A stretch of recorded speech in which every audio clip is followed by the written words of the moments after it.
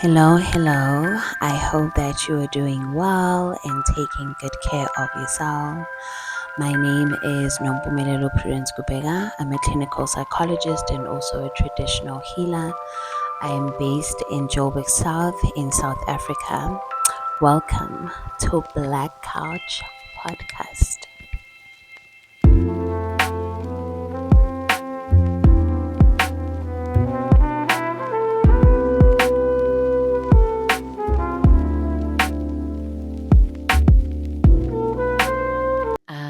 So today's topic is the survival mode of a people's pleaser. Have you guys ever noticed that there is people that would show up for you and they are there for you and they take care of you and all of that? But then there's also points that you realize that this person has a lot of anxiety in their showing up. It almost feels like they show up because of some sense of anxiety that they feel, or they end up over giving or being over responsible to a point that there is never a time that you go to this person and you address something and they don't feel the urgency to fix it. Most of the time, those people are called people pleasers, and they are usually on survival mode of always wanting to show up because of their fear of rejection or their fear of feeling guilty or of being seen as a bad person. This is their survival mode.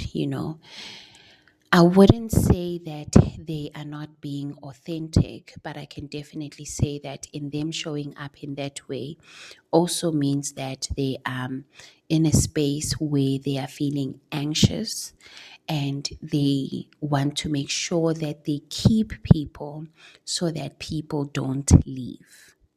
It almost feels like in those points, what happens is I need to make sure that I do as much as possible for this person to make them stay. What happens is their love then becomes very conditional because it's not about how they can purely love you, but it's about keeping you so that you don't reject them. That's why you would find that a lot of people that are people pleasers, they would end up saying, when they feel that they are not getting their way, they would usually say, after everything that I have done for you, because them doing things is not about doing them from a place of it is doing them from a place of love, but it's also coming from a place of anxiety and being on that survival mode. So you often find that people pleasers, the more they discover themselves, the more they realize that they don't have to be an extension of other people that are in their lives. And then when they have learned to set boundaries or also learned reasons on why they keep showing up so much, they then learn to become their authentic self to a point that they start living and they are not so much on survival mode. An example, looking at infancy. What happens is when a child or a baby is actually coming into the world and they have a mother that is depressed or a mother that is not there. What then happens most of the time is the child then starts to cry less. The baby starts to cry less because how can I put it? The caregiver or the mother then projects their depression on the infant. The child starts to cry less, they start to ask for less, and all of that. And sometimes we get to a point of saying, oh, this child is so sweet, they never cry, or they never. ask for much, but it's because when the depression of their mom is projected to the child, what then happens to the child is the child then learns and becomes wired that I then now need to be the one that takes care of mom. This is how then the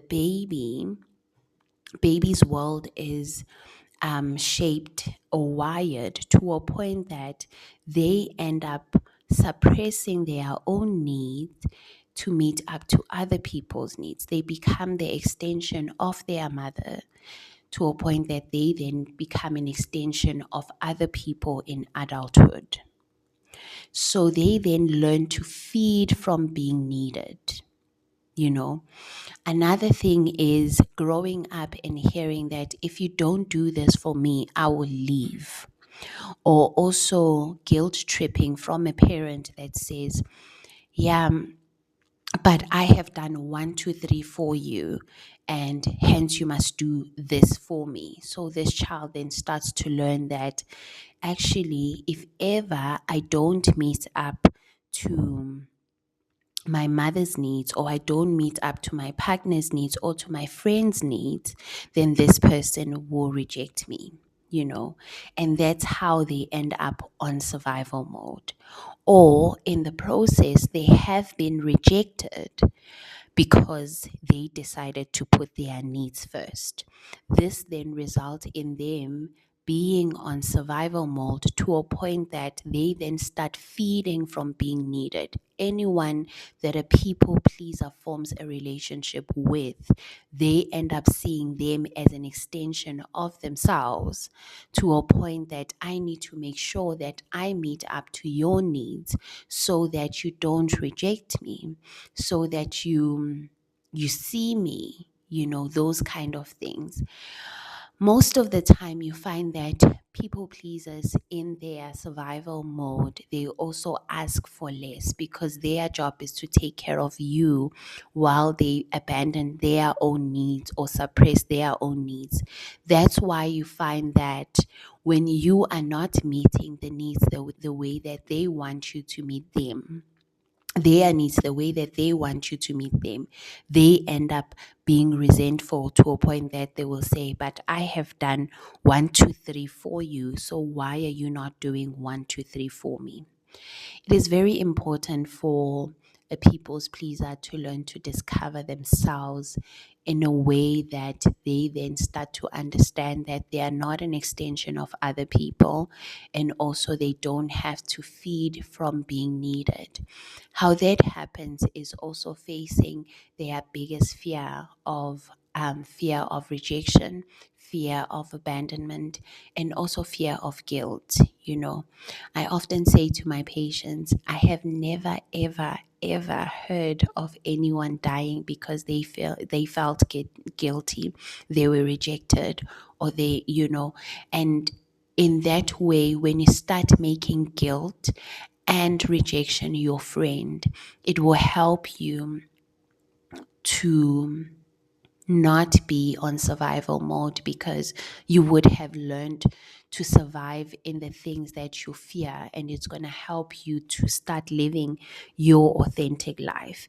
And also, you giving will also come from a point of you wanting to give because it is an expression of love, and not because it is you feeling anxious or feeling that if I don't show up, then I will be rejected.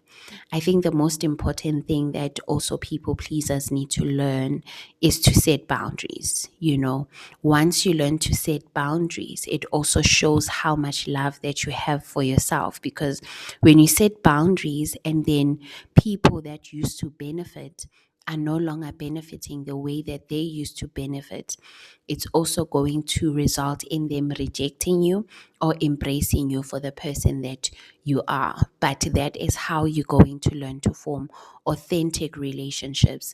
That is how you're going to have relationships where people understand on how much you need to put yourself first without having to guilt trip you, reject you, or make you feel guilty. So I hope that you take some time to discover which boundaries that you need to set. I hope also you also learn to look at the relationships that you have and what they are being driven by. Is it me showing up most of the time, or do people also show up when I am not showing up? I hope that you learn to give from a place of love instead of survival, because that can result in you feeling resentful in saying, after all these things that I have done for you. I hope that you heal from spaces that have made you feed from being needed. And I'm going to end it there. I hope that you have an amazing week and take good care of yourselves. Love and light.